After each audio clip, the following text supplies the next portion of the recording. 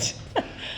We're now joined by Tennessee head coach Kellie Harper, and she'll begin with an opening statement, and then we'll take questions. And again, a reminder to please speak up so we can hear your questions on the Zoom. Well, obviously, our team is happy, and they should be. This is a really good win. I'm proud of our team, and I thought we shared the ball. I thought we got a lot of production from a lot of different people. I thought our defense was extremely tough.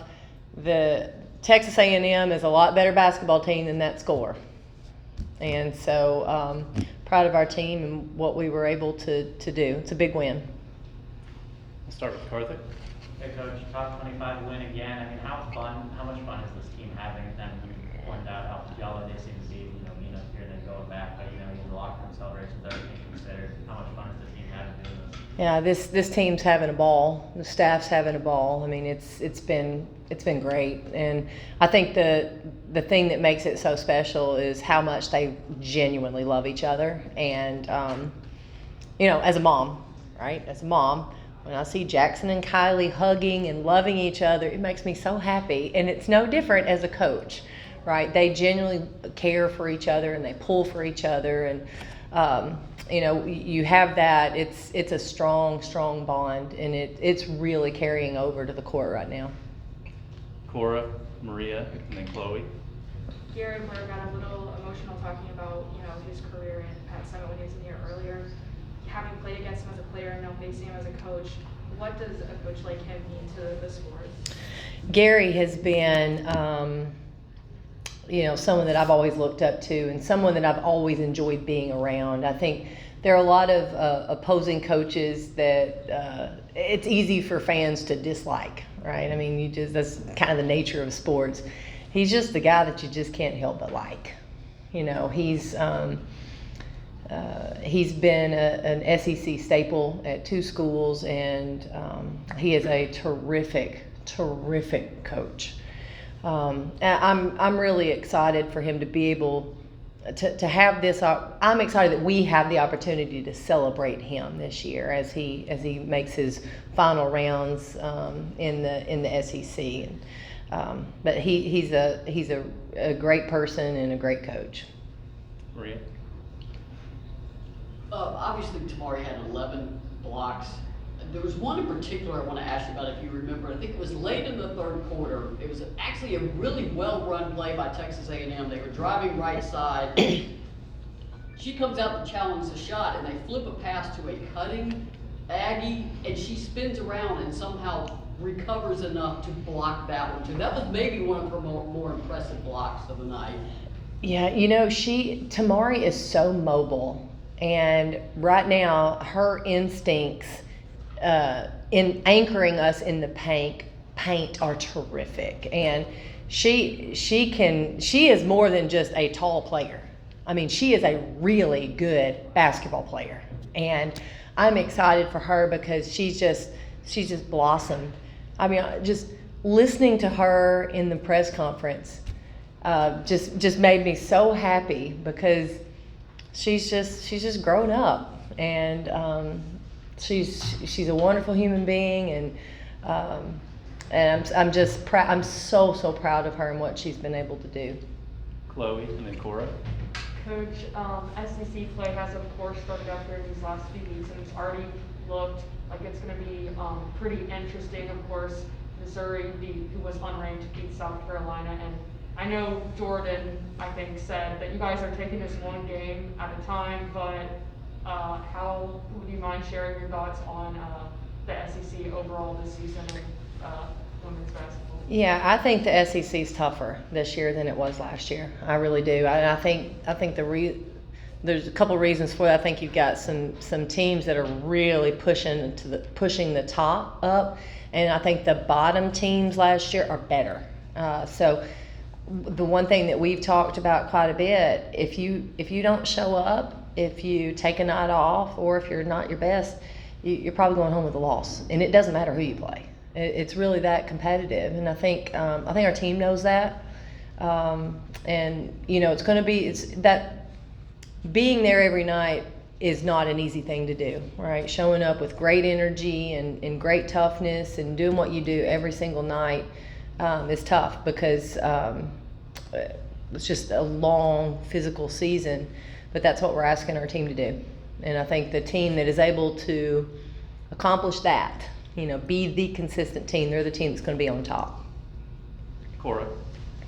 Morale, obviously making her debut at home first time since she was hurt. When she came in that game, it felt like the energy changed a lot. And with all three of those players in here, their joy was a bit infectious. What's kind of, how did she change the energy of tonight by her play and just her presence on the court? Well, I think one thing that Ray has always been, she's always been a high energy player. I think, that was, in my opinion, one of her strengths when we first got here, her sophomore year, that she was always on go. And I think she came in with that same energy. And I thought the pace of the game, I thought A&M wanted that pace to be a little bit slower, and I thought she came in and immediately kind of bumped that up a little bit. And her knocking down a shot got the crowd into it, and then probably got our team into it and maybe made A&M sigh a little bit, And so I think right now, I thought especially in that first half, I thought she played really well within herself and did what she needed to do for our team. So it was good to be able to get her. I don't know how many minutes she totally got, but 17 minutes, that was really good to be able to get her that many minutes in this game. It's good for her offensively, defensively, and then get her some board work. Kellyanne. Jordan Horston ended with a double-double, but she said that her favorite stat line from tonight was only 1 turnover. How would you evaluate her play today, and is there anything that she's been specifically working on to help take better care of the basketball? Well, I think for us, one of the things that she does when she's more aggressive offensively, I think her turnovers tend to go down a little bit, and so we want her to stay aggressive. I thought she played well, and I thought what she did tonight, I felt like she was involved in about every play. You look up, Jordan is involved on both ends of the court. I thought she guarded. She obviously rebounded really well. She was aggressive offensively. She was finding her teammates. I thought she was just all over the place tonight, and I think that's really good for her. The more active we can get her, the better we're going to be. Tyler, Riley, and then Maria. Coach Blair called, Tennessee the mecca of women's college basketball, talking about the Hall of Fame and all that stuff. How special is it to face off against a coach like him in this venue, just having nights like this where it all sort of comes together with 2 premier programs? Yeah, well, I'm not going to lie, it was great to celebrate him and us still get a win. Right? Yeah, I got the best of both worlds tonight. And it doesn't, it's not lost on me that our program is, what he said, the mecca. It is. It is. People know it. We're a big part of women's basketball. We're a big piece of women's basketball. And I've said this when I got here. I think women's basketball in general is better when we're good. And so I think that's where we're headed. Riley. Coach, Texas A&M came in tonight as one of the best three-point shooting teams in the country, and then they made 4 in the first quarter, and then they made the rest of the game. What did you all do to kind of slow down their attack? I thought we did a better job of locking in after that first quarter. I thought we had some busted coverage there in the first quarter, and I thought we corrected those things, and then really stayed pretty focused defensively for 3 quarters after that. They still got some threes, but they weren't as open, and then maybe they just missed a few. But I think eventually, our defense right now is just wearing people down. They're not getting as many good looks late in the game. Maria, and then Kellyanne. Coach, what snows in the forecast, East Tennessee will panic. I'm going to generously say about 1,000, maybe 1,200 fans. I'm going to count the 3 Frisbee dogs too in that count. You thank the crowd after the game for coming and advise them to please be safe going home. Just what do you say to the fans that did make their way here amid not very good driving conditions? Yeah, I'm well aware. You say the S word, and people are not coming out of their house. They're going to buy milk and bread prior to the S word arriving, and then they're not coming out. We talked about it as a team. We talked about having to go out and make your own energy and getting excited for each other. I said the bench had to be great tonight because of that. But I'm grateful for the people that did come out, and hopefully everybody gets home safe and sound. Because I thought there for a while, I thought, hey, there we go. I could feel some energy from our fans. There's nothing like Thompson Bowling Arena when it's rocking. And I appreciate the folks that were able to make it for sure, for coming out and supporting this team. Kellyanne. Coach, the post-game celebrations have been very fun to watch on social media. How was the post-game celebration tonight in the locker room?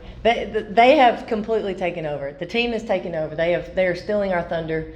The coaches, we come up with a plan and we go, and they beat us to the punch. So they got us tonight. Well, we walked in and they were facing the opposite direction. Karthik, Reese, and then Cora. Hey, Coach, a lot's been made about the forecast there for the weather, but I want to ask, do you have a forecasting of when Rayborough might enter the starting lineup again? Oh, I don't know. I hadn't even thought about that, to be honest with you. One thing that we have to do, we can't overlook what's been working for us as a team. And so what we have to do is find how we can integrate Ray and what she does, because she's a really, really good basketball player. We're still working on integrating her into the system that's working right now. And I thought tonight was a really good start. I think we're in a really good situation right now.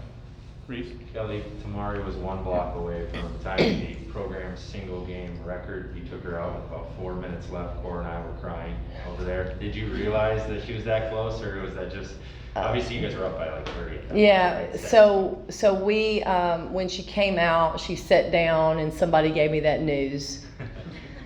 And I looked up and said, she's not going back in. Unfortunately, the records are great, and obviously she is dominant in some areas for sure for us. And, she didn't get enough touches for shots tonight because they were collapsing in on her and everybody else was able to score. She did her job, and, the stat sheet rewarded her with a little bit of that. Sometimes you just got to move on. We got to get some other people in the game and get them some minutes. And she understands that, We'll wrap it up with Cora. Jordan Walker got her 1,000th career point tonight, and she's been one of your most consistent players all season, leads the team in assists. What does she mean to this program, and how have you seen her kind of blossom over 2 seasons here? Yeah, I'm glad you mentioned Jordan Walker, because I do think sometimes she flies a little bit under the radar, and she is so steady and she is so competitive. She's not the vocal leader as much as she is a leader by example. She is tough. She is competitive. I'll tell you what, yesterday, Brooklyn Miles and Jordan Walker were diving on the floor for loose balls at half court. Who does that? I mean, I don't know many players that are going to do that right now, and they're competitive, and it's such a good thing. And I think Jordan and her mindset and her attitude and her consistency is really, what's the word?